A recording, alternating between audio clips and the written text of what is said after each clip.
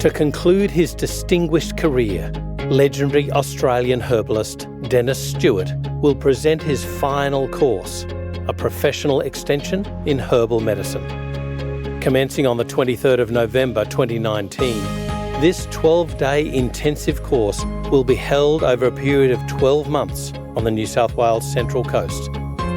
This will be your last opportunity to participate in detailed learning with Dennis, covering relevant, effective herbal prescriptions to treat an expansive range of conditions.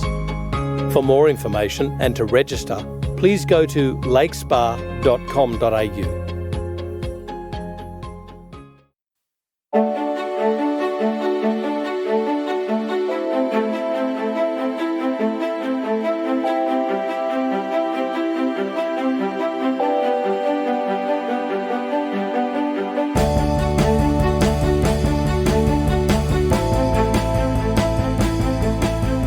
FX Medicine. I'm Andrew Whitfield Cook. Joining us on the line today is Dr. David Perlmutter, who's a board-certified neurologist and 5-time New York Times best-selling author.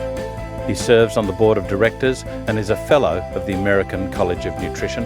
He received his medical degree from the University of Miami School of Medicine, where he was awarded the Leonard G. Roundtree Research Award. He serves as a member of the editorial board for the Journal of Alzheimer's Disease and has published extensively in peer-reviewed scientific journals, including Archives of Neurology, Neurosurgery, and the Journal of Applied Nutrition. There is so much to Dr. David Perlmutter's bio. I'll leave you to read it later. So welcome to FX Medicine. David, how are you? Well, I am delighted to be with you and miss everybody down in Australia, so this is a great opportunity to reconnect. We had a lot of fun when you were here for the Biocitical Symposium. David, now we're sitting on the precipice of an avalanche of issues which affect the brain, including Alzheimer's, but also things like stroke from metabolic disease. What went wrong with our lifestyles and diets, and when did this happen? Andrew, I think it is... The answer to the question is what went wrong is what we call an evolutionary mismatch. In other words, our genome has been refined and cultivated in response to an environment that has been relatively static for tens of thousands of years. Suddenly, we have challenged our genome with signaling that is manifesting as ill health. I mean, according to the Lancet in 2019, we now know that 1 in 5 deaths in the world is a result of unhealthy diet. That's just one part of our lifestyle consideration, the foods that we eat. It's albeit a big player. But our genome wants us to survive, wants us to be healthy and continue our ability to reproduce and carry on. But it evolved at a time when our world was different. Mm-hmm. So I think that to answer your question quite specifically, I think the fundamental mechanism here that explains why the most common cause of death on our planet are the chronic degenerative, i.e. lifestyle diseases, as a manifestation of the evolutionary mismatch between environment and genome. And then inflammation flows from that, and it's becoming accepted as a major driver of chronic disease. But we need this vital process as well. So when is that tipping point when it turns into a driver rather than a protector? Another good question, and I think that, you bring up a very good point. I mean, everybody is pointing fingers saying inflammation is bad and insulin high levels is bad. And, I think that we have learned that basically the U-shaped curve or the inverted U-shaped curve, either way, is really applicable to any of these metrics. Right. Certainly, without inflammation, we would probably perish within a couple of days. It's a powerful mechanism within our bodies to deal with infection, to deal with wound healing, to deal with limiting the viability of organisms that may have gained ingress into our bodies. So it's a very powerful and incredibly conserved from an evolutionary perspective mechanism.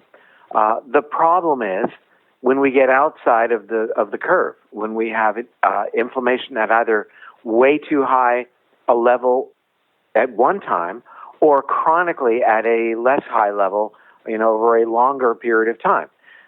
Same thing could be said about blood sugar or cortisol or many of the other metrics that we deal with. We know, for example, that sleep is a great thing. Sleep is good for our brains. It's good for decision making. Having not enough sleep is associated with a variety of issues, including cancer, diabetes, and Alzheimer's and coronary heart disease. But interestingly enough, too much sleep is also associated with those very problems. That said, I hate to use this term, knowing how I feel about sugar, but it is about looking at what is the sweet spot. What's that ideal Goldilocks zone in any of these matrices that we can really try to approach and make our goals. And beyond that, understanding that the goals in terms of what's ideal will vary person to person. And then, of course, you've got so many dietary issues causing inflammation. You mentioned sugar. You've also spoken previously about the issues with wheat. But then you've got things like psychological stress. And we know that we're way more stressed than even 10, 15 years ago. How do you prioritize diet, lifestyle, and stress, emotional issues in furthering inflammation or chronic inflammation? Well, Andrew, let me take a step back, if I may, in terms of this sort of broadened approach to understanding inflammation that you've just alluded to or opened the door to. Yeah. And yes, I'm certain that you've interviewed people and you've spoken yourself over the years about the role of chronic inflammation in whatever that chronic disease may be, whether it's coronary artery disease, type 2 diabetes, etc. That's well established. And I think what is just beginning to be established is the role of chronic inflammation in mood disorders and even in our decision-making ability, that our ability to make good decisions is threatened by the very inflammation that we've been talking about for years and years. So that raises inflammation, I think, to a higher level, because when there is inflammation increased in the body from whatever cause, be it dietary, lack of sleep, lack of exercise, excess body fat, you name it, it threatens decision-making, which often manifests itself, the poor decision-making, as opening the door to yet further lifestyle choices that make that situation worse. We know that when we disconnect from the prefrontal cortex part of the brain and lock into our impulsivity center, the amygdala, and this disconnection is brought about by inflammation, when this happens, then we make poor food choices, which does what? It fans the flames of inflammation, and the whole process continues on what we call a feed-forward cycle. It's a terrible pun, but I think it's apropos. What we want to do then in looking forward into the future is look at what are the various types of off-ramps that we can offer people to break that spell, to bring the adult back into the room, to manifest better decision-making that will ultimately then help reduce inflammation, which will foster even better decision-making moving forward. Okay, well, there's so many areas we can go here. You talk about off-ramps, and what's going through my mind is not just poor decisions with regards to food. We know the sugar hit causes another sugar hit. Even things like domestic violence, even things that we see in our cultures, our communities, where emotion or anger, aggression is driven by poor decisions and drives more poor decisions. Is this where we're going? Yes, and I want to break this down a little bit for your listeners, because this prefrontal cortex, the area of the brain, the cortex of the brain behind the forehead, is involved in a lot of things, but I think for the purposes of our time together today, let's just focus on a couple. First, this is an area that allows more thoughtful decision-making that looks at, for example, future consequences of the actions I engage today. It looks at the future consequences in terms of other people, how they may respond to things I choose to do. It looks at right versus wrong, good versus bad. And it also is the area of our brains that is involved in empathy, being able to share in another person's opinion or viewpoint, cognitive empathy, for example. The other area that we should focus on is a more primitive part of the brain called the amygdala, and that is, as you mentioned, the part of the brain that is much more impulsive, makes sudden, rash decisions, allows people to experience what's called us versus them mentality, fear and tribalism, narcissism. These are all mediated by this amygdala area. And what we recognize now is that under the best of circumstances, the prefrontal cortex exercises what we call top-down control over the amygdala, basically reining it in, pretty much acting as the adult in the room. So we depend to a dramatic degree on the connection then between the prefrontal cortex to the amygdala, being able to remain connected to it and govern our behavior from a more sophisticated perspective. When this connection is threatened, then we default to that area of the brain that is more fearful, that is more aggressive, as you were talking about, more impulsive, poor decision-making. So that connection is key.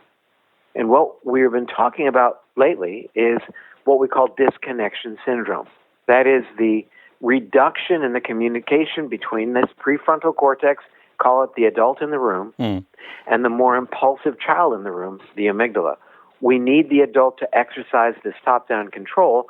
And guess what? One of the major factors that threatens the connection is inflammation.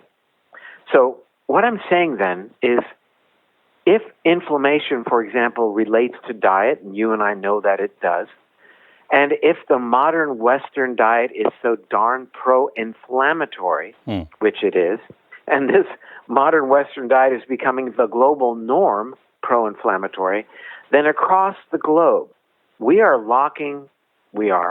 people are becoming locked into behaving from the amygdala in a more impulsive, anger-based, aggressive global view, in part due to the pro-inflammatory nature of the very foods that they are now receiving. So you're right that these changes are happening.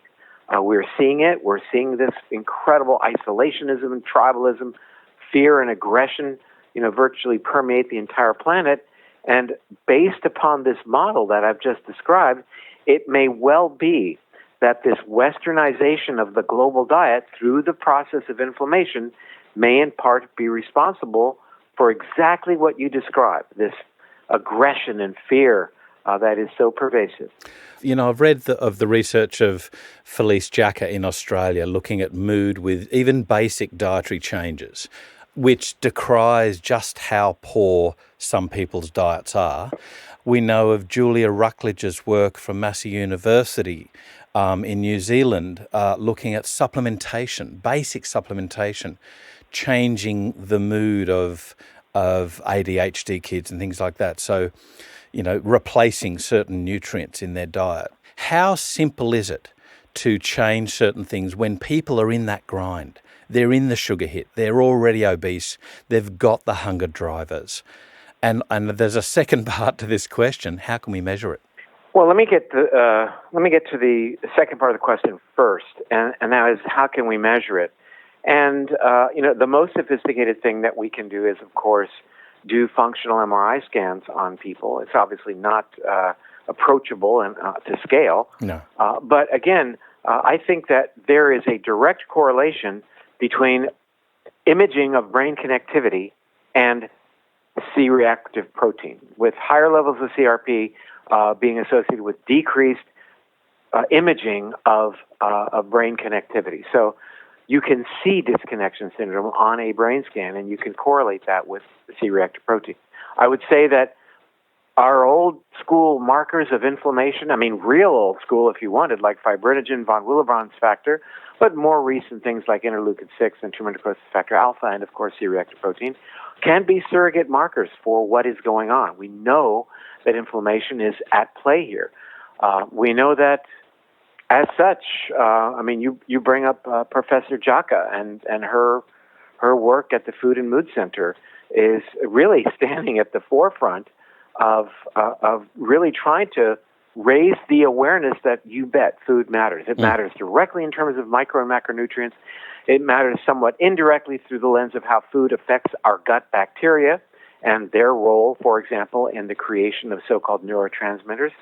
And as mentioned, through the process of inflammation, also very important, not only in terms of the connection we talked about a while ago between the prefrontal cortex and the amygdala and the top-down control, but also through another interesting pathway, and this is the kynurenic acid pathway, whereby inflammation inhibits, if you will, the transformation of tryptophan into serotonin, favoring some more neurotoxic metabolites.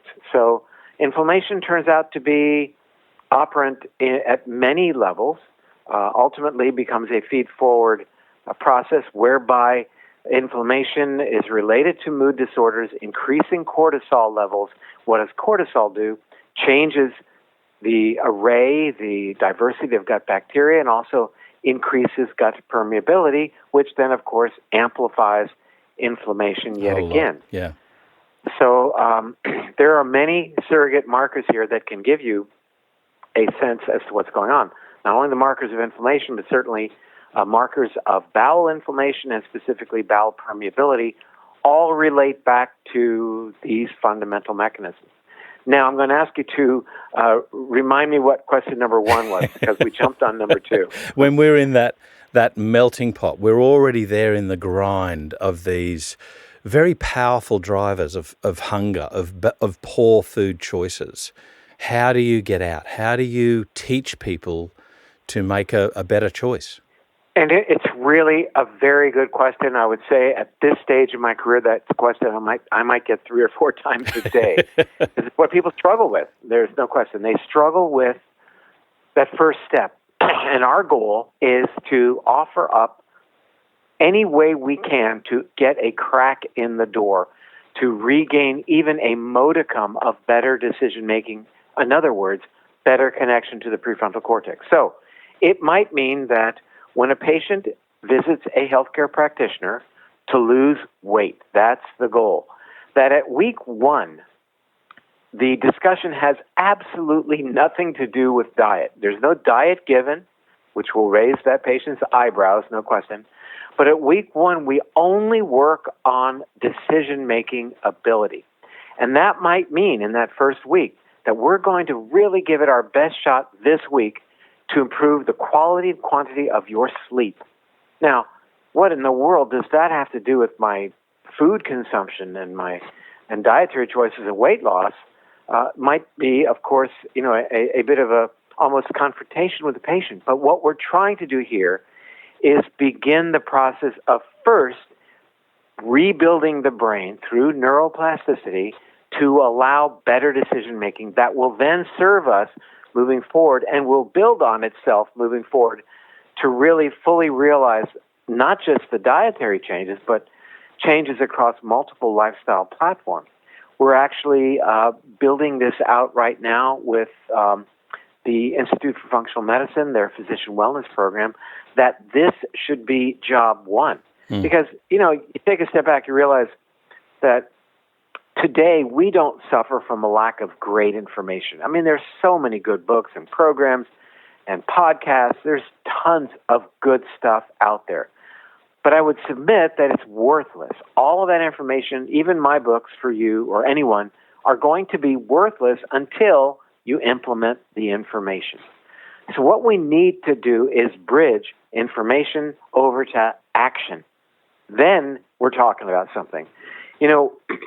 We as healthcare providers do whatever we can to learn as much as we possibly can. We go to all the conferences and read the journals. Then, in the clinical setting, we're meeting with patients and giving them the benefit of our research, of our study, and say, this is really what makes sense for you. Here's the best diet, 15 minutes of exercise, an hour of exercise, whatever it may be for this individual.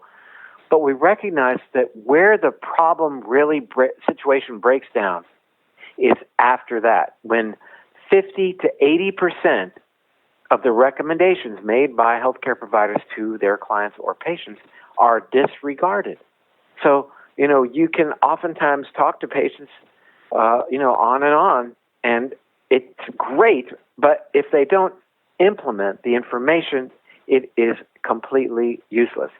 And, we as healthcare providers have tended to point fingers at these individuals saying, gosh, they must have a problem. I've given them this such great information that I learned at an IFM conference, wherever, and I can't believe that they're not going to do what I said. There's got to be something wrong with that person. What's their problem? We got to stop that blame game, because we now have come to understand that these individuals with typically high levels of inflammation, the type 2 diabetics, the overweight, etc., really virtually everybody in our modern world, elevated inflammation, they have had their decision-making apparatus in their brains hijacked away from the prefrontal cortex, locking them into a situation where their decision-making is impulsive. They don't have the hardware to make better decisions. It's absolutely time to recognize that and stop the blame game, because I'll tell you that these people go home and look at themselves in the mirror and ask themselves why they can't follow through with what Dr. So-and-so just told them, and what do? They blame themselves. And this is pervasive well beyond the doctor-patient relationship. Everybody wants to get in better shape, maybe lose weight, gain weight, whatever it may be, and yet we blame ourselves constantly for not being able to follow through despite this incredible amount of information that we have. So stopping that guilt, particularly, as you say, in a world of instant gratification, we're, bombarded by marketing messages from, teenagers playing exciting games with their friends. So there's almost this quasi-social interaction, right through to the guilt that women are placed under and place themselves under from the media that's posted all over them about how they should look. There's so many things in our whole society that we really have gone wrong with our society. How do we stop guilt? Is it purely a meditatory type action that we need to, or an affirmatory type thing all that we those need to things do? are important, but for us, job one is to call it out. Right. Job one is to reveal to everyone the depth at which our brains are being manipulated. I mean, I think people have read what goes on in terms of the manipulation of our attention online, away from what we want to be online doing, the constant clickbait and pop-up ads. I think people are aware of that, but not recognizing how enticing the internet experience is. Here in America, the average American adult spends north of 6 hours a day in front of one screen or another. Mm-hmm. That's in a lifetime, that's 22 years spent in front of a screen. Two things are happening. Number one, your attention is being mined. It's being hacked and it's being manipulated. This isn't conspiracy theory. We know, you can learn this stuff easily enough online as to how aggressive companies are, using artificial intelligence to manipulate your online experience, cultivating YouTube videos that happen to interestingly be very similar to the last YouTube video that you might have watched. Why? Because your attention online has value. But what we understand as far as our online experience, as an example, because I think that's what you're alluding to, that yes, there's an incredible amount of time that we spend online. A, that's bad for the brain, does change its wiring. But B, when you're doing one thing, you're not doing something else. 6 hours a day in front of a screen, you're not likely to have enough time then to get enough exercise, to shop for good food that you would then prepare in your kitchen, to interact with people in real time, to do all the things that are important. Spend a little time in nature, definitely, as you spoke about. Meditation, mandatory on a daily basis. All of these things are really important to cultivate a better relationship with this prefrontal cortex, allowing it to do what it can do, and that is give you a better level of control over your day-to-day lifestyle decisions. and allow you to be a more empathetic individual for other people, for your future self, and even for the planet upon which we live. So there's nothing wrong with the internet in terms of using it with intention. I mean, how do I write books? I write books because I have an unlimited access to information via the internet. It is, for me, it's just breathtaking. On the other hand, we know what goes on and how our attention can be manipulated, and that has value for others, but not so much for us when it's manipulated. Christian Lang, a historian, wrote in 1921 that technology is a useful servant, but a dangerous master. So that was in 1921, right? Yeah.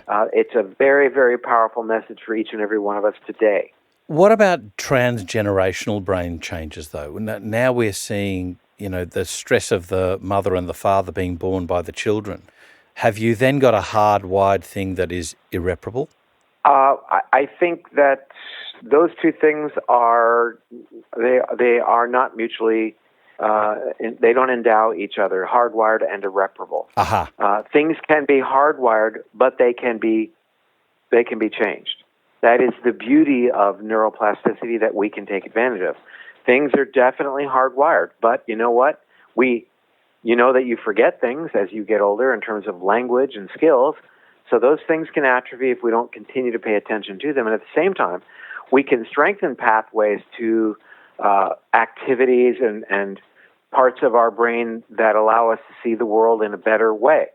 And to be clear, this transgenerational brain change, really genomic change, is, at least if we're to believe the laboratory research, is multi-generational. It's not just the children of, but it's the grandchildren of and even the great-grandchildren of, at least with respect to these inherited alterations in methylation pathways that we see in the rodent model.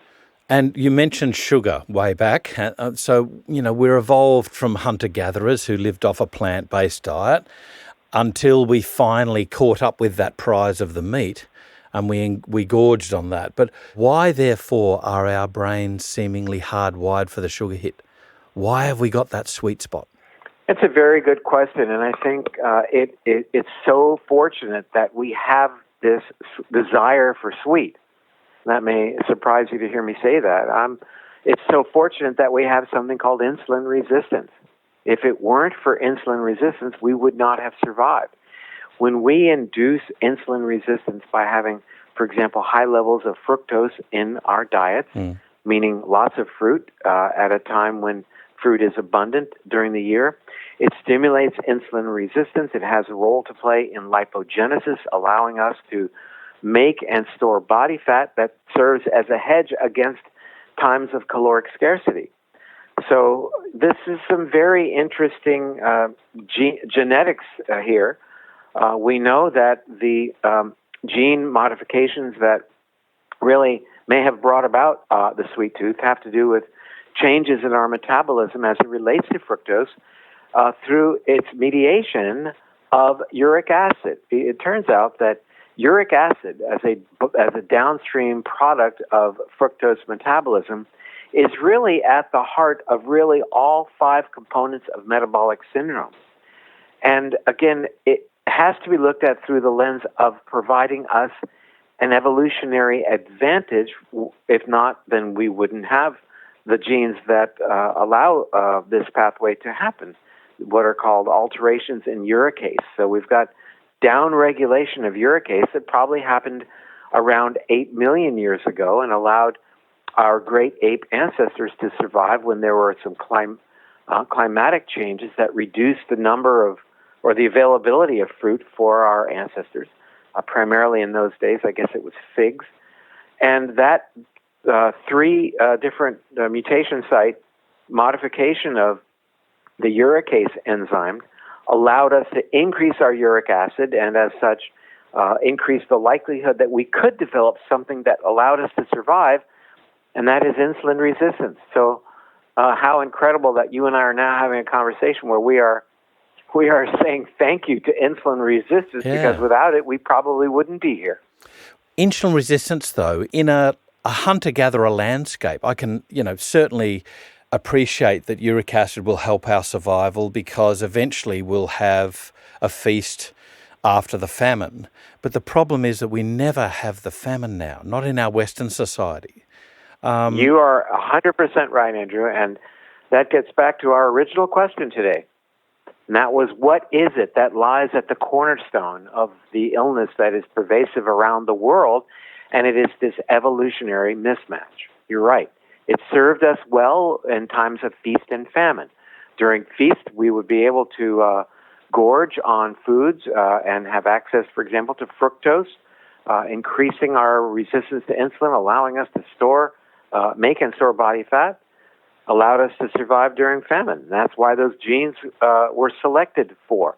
But today, you are correct. We don't need to be clearly storing excess body fat, but yet we are, in light of the fact that we have this downregulation of uricase and this increased uric acid that is then really playing such a functional role in increasing our ability to make body fat. So what sort of, I'm going to say the word supplements. What sort of supplements can practitioners use in the naturopathic armamentarium that are effective at changing these or helping people to change these decisions, helping to blunt that next craving for sugar or fat or whatever? Well, I think that let's look at the word supplement first of all. What are you supplementing to? You're supplementing to the diet. So I think the step one should be the dietary changes prior to really even thinking about supplementation. Yep.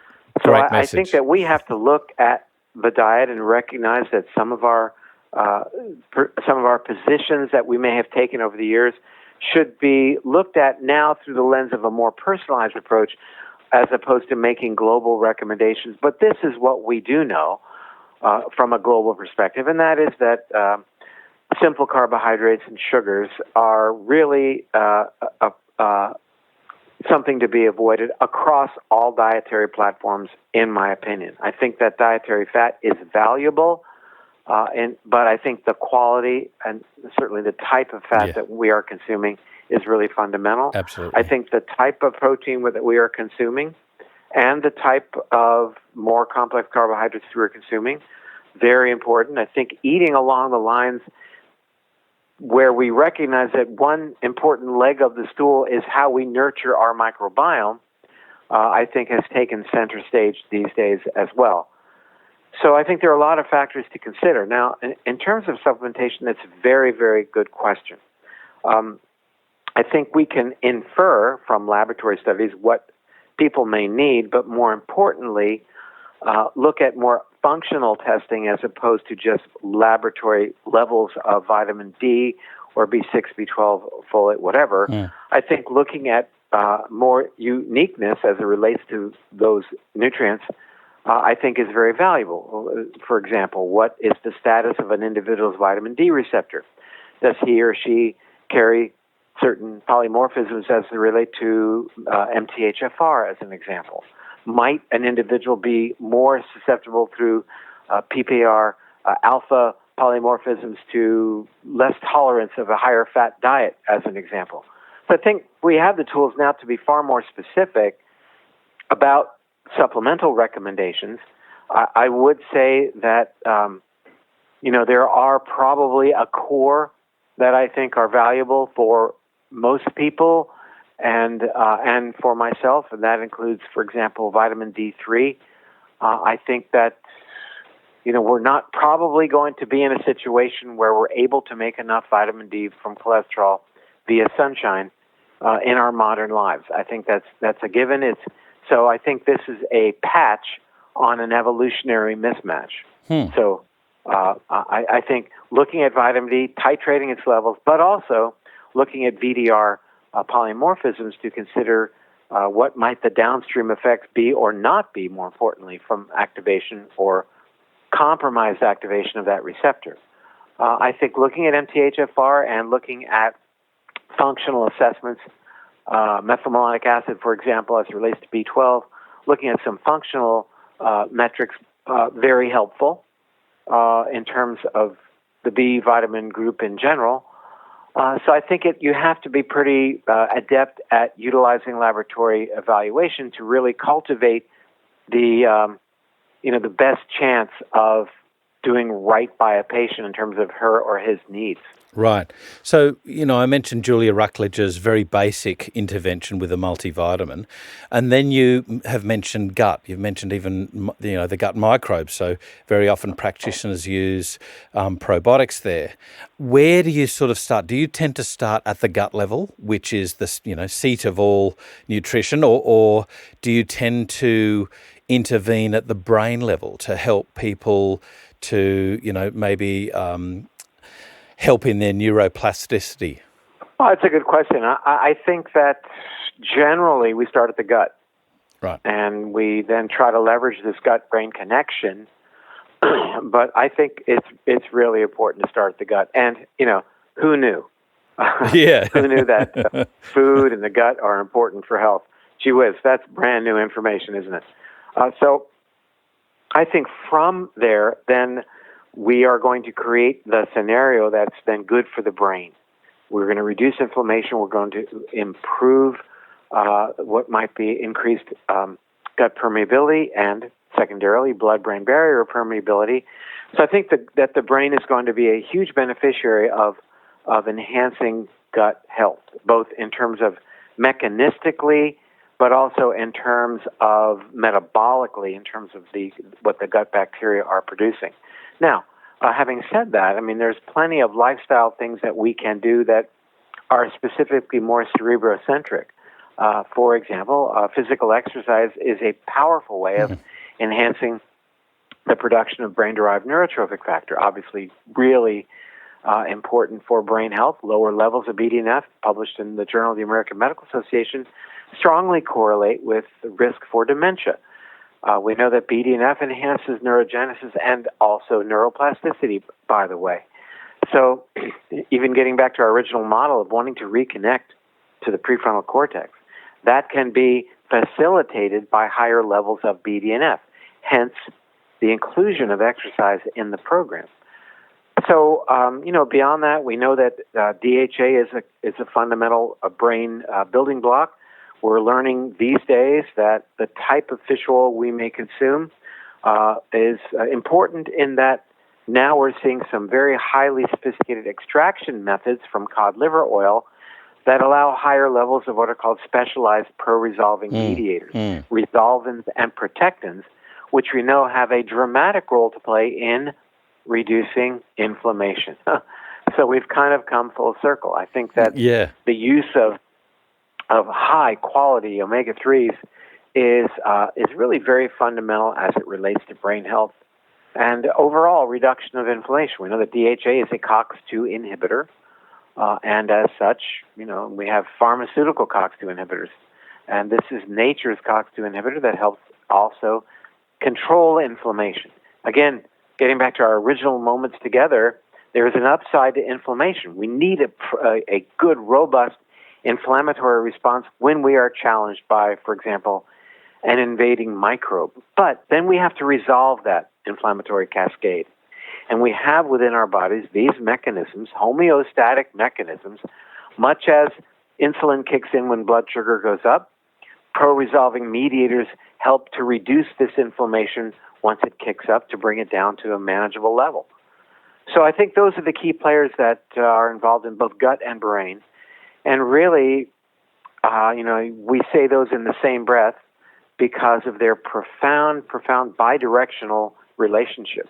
I was really interested when I was reading some of the research on these SPMs, and there was a real key to the level of merisins versus the resolvins, that, you had to get the right ratios in effect? Yes, and I think, the issue here is that we're just beginning to get some really good understanding of all of these players and recognizing that indeed, we talk about resolvins being derived from DHA and these molecules being derived from EPA. Yeah. We're now actually seeing similar pro-resolving mediator is being derived from docosapentaenoic acid, or DPA, which has been sort of the forgotten child, and and recognizing the value of DPA moving forward.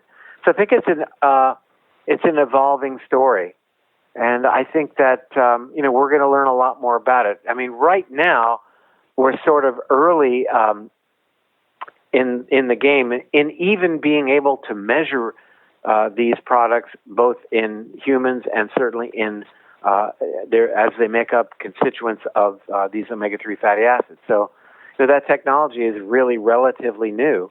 So moving forward, being able to measure them in the omega-3s that we consume and also in humans, I think is going to open the door for some correlative studies and interventional studies too.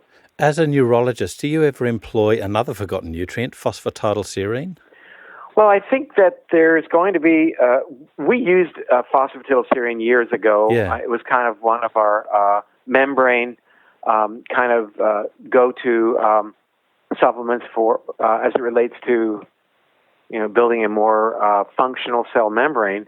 But I will say that in moving forward, where phosphatidylserine is getting a lot of play is as it relates to serine in general as a delivery mechanism for serine. Right. And why that becomes interesting is we're starting to see some really compelling data that certain types of marine algae are producing a neurotoxin called BMAA. And there are now several studies ongoing whereby serine is being used to help offset the damaging effects of BMAA, which is now looked upon as possibly playing a role in things like amyotrophic lateral sclerosis and even Alzheimer's disease. So we know that there again, as mentioned, there are several studies underway looking at this, and how this then plays out moving forward, we don't know. We don't know what how this BMAA is acting in terms of what's called the N-methyl D-aspartate receptor, how that leads to what is called excitotoxicity and ultimately mitochondrial failure, which then plays a role in apoptosis, so pre-programmed cell death. So this is an emerging field as well. We are looking at seeing how this exposure, at least in vitro, of BMAA is involved, for example, in protein misfolding, central player in Parkinson's and Alzheimer's as well. So we're looking at that, and I think that we're probably going to see a bigger role for serine and likely phosphatidylserine as well as a delivery tool in this realm. Okay, so we've gone down back into the cell from the whole organism, but really important biochemical processes. Things like you mentioned apoptosis. What about autophagy and the anabolism or anabolic activity of the cell? How do we balance that? How do we get that right? Well, this is a central question being asked today. Now that we understand that there's clearly a switch that occurs between building muscle, like building tissues like fat and muscle, and tearing them down. It reminds me of a song by a group called the Byrds, and to everything there is a season. The song is turn, the time to build up and a time to break down. Yeah. And I think that we have to value breaking down.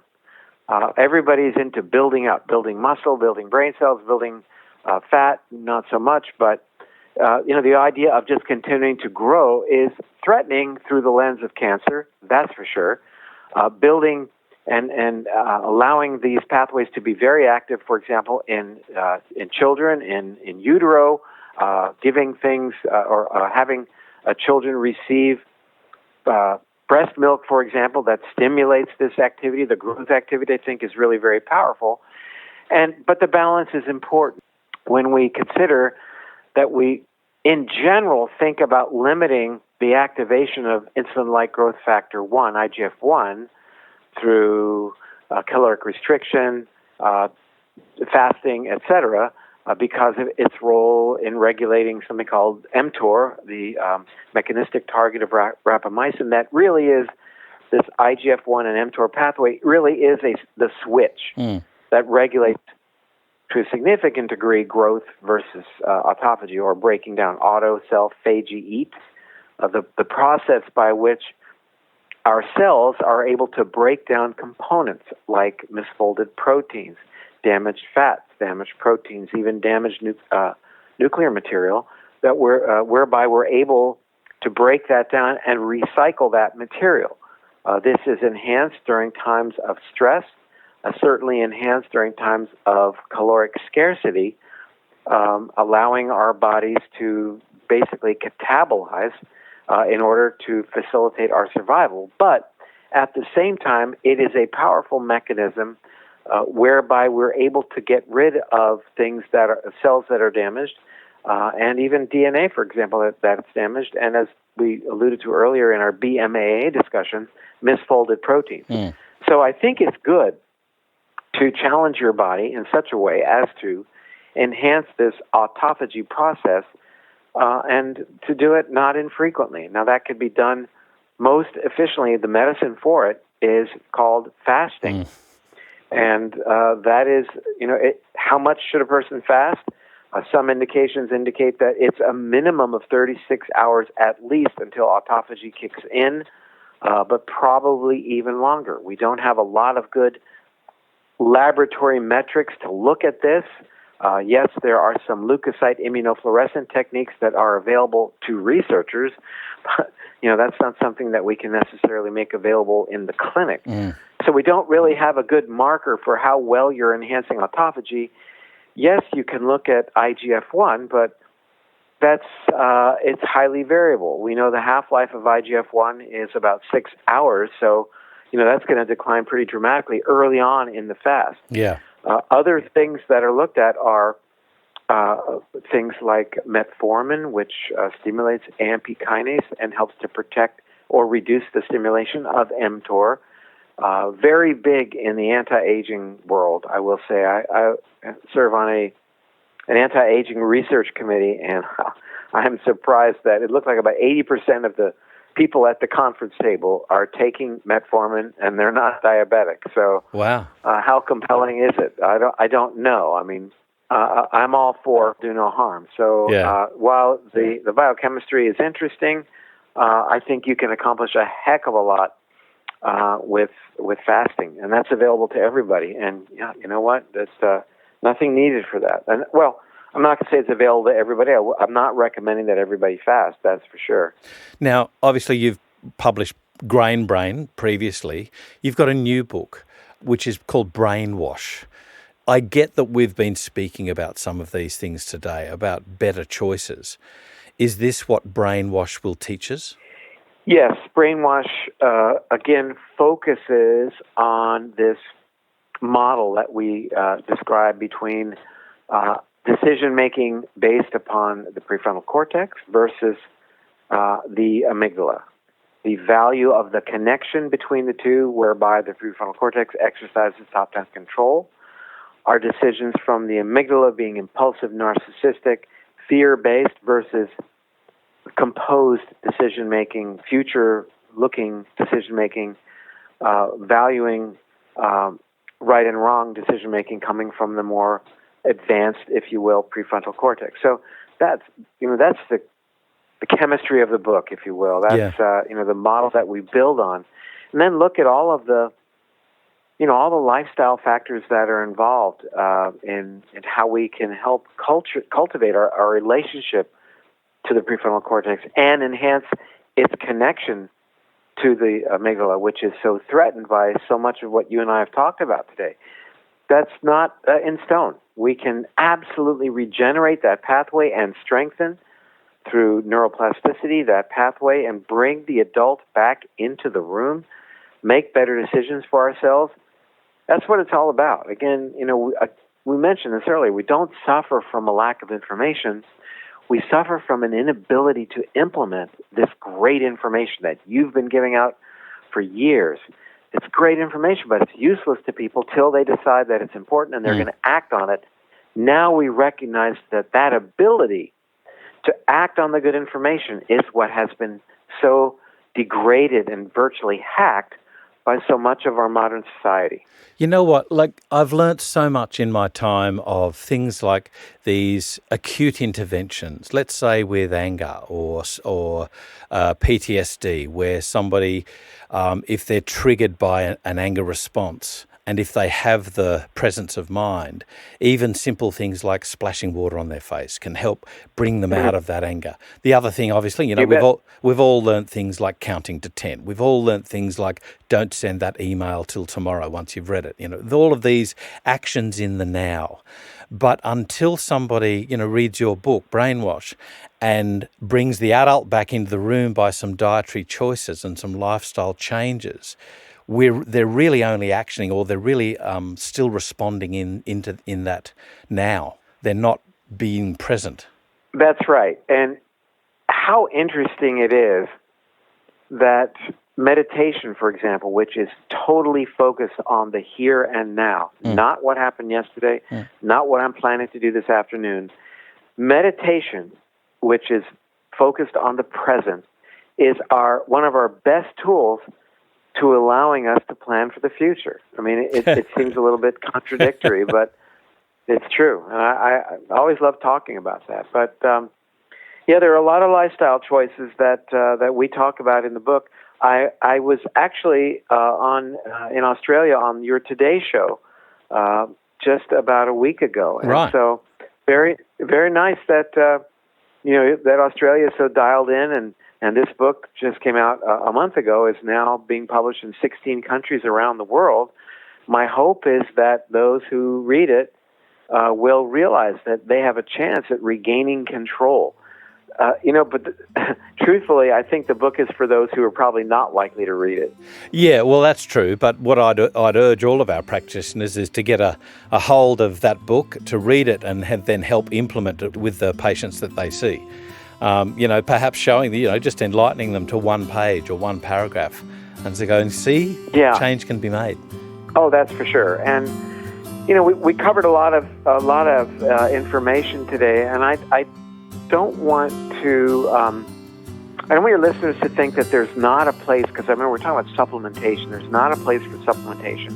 There sure is. I mean, if we had an ideal diet, then we would consider supplements to be what they are. That is supplements. But, even as it relates to this whole idea this discussion that we were having with respect to autophagy, I mean, there are plenty of well-described supplements, whether it's ashwagandha, turmeric, caffeine, EGCG that we get from drinking green tea, ginger, I3C, melatonin, quercetin, resveratrol. These things are all helping us activate this whole autophagy, cleaning up the body, cleaning up the brain circuitry.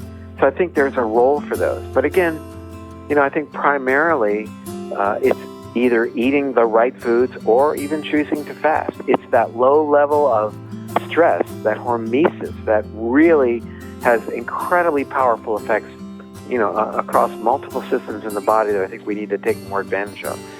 Dr. David Perlmutter, every time I speak with you, I learn so much. Certainly some lessons for me. Oh, my God, thank you. I can't thank you enough for joining us on FX Medicine today and teaching us about what's in your new book, Brainwash. Great. Well, listen, Andrew, thank you for having me today. It was a great discussion. Thanks. This is FX Medicine. I'm Andrew Whitfield Cook.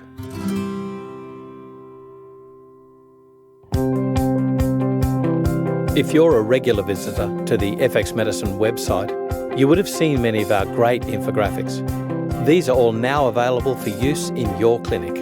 You can download them for free, and the high-resolution versions are available for purchase as A3 or A2 posters or as a digital file. Simply click on the button beneath your favourite infographics at fxmedicine.com.au.